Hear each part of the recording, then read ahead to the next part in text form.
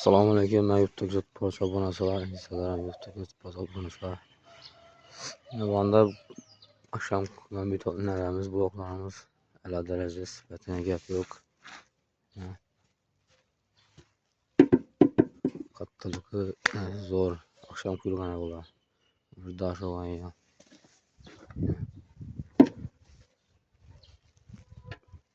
Yumuşak olanda içinde kütüyen vakti bulmak geçecek. Keyin bu xaradan tutmuz bunu eli bastığını semiyeti yaxşı semiyet 450 plus markalı semiyet 2,5 kilo koştukmuz bundan. Keyin köp adam yumuşak blok tuttu. Yani yumuşak blok kuyulan vakti yumuşak oladı. Katkandan keyin bu katmıydı bu. Yani dene başında kuyu vaxtlarımızda yumuşak adı. İzah vakti bulmak bas kuyularla yine katlı vaxtıyla bulmak bas tutma. Yani indi kütüye tutma. Yengil bu. Bulmak izi kastıyla. Yani.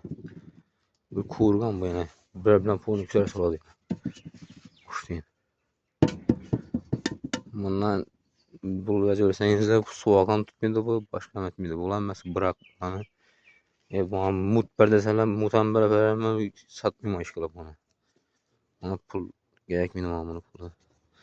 Ondakilerim köpüsü bırak yine. Öyle bastır yakışım ondan mı? İzgar vakti bulmak battı mı kurgandan kenan bulmak batadı bu. Hemen izgar vakti bulmak kem batkan bana. Kattı var ama. Ağzın şap bastı ama bulmak izi kamedi hesabı daş olan. Yani. Bloklarımız var. Yeterli blok var. Kime gerek olsa menzilimiz Xivatona, Perişan Haller. Numaram 91 997 30 77. Telefon arasında 1900 tane blok bazı kulüpte yarlaqlıqınız kurgan köpüsü yarısının köpü yarısından mündisi indi kuyduk hali alaka çıkar arasında blok zafiramız yeterli desem buna da günde kuyuttuqmuz Ali bastı tam boğan buxaradan tuttuqmuz yaxşı yerindən sifətli zəmin yine sesi zor müzem zor Kualdurk göremi gezecek alacak adam tüşürk göremi kellurk göremi sinap görüp alaverdi mandan var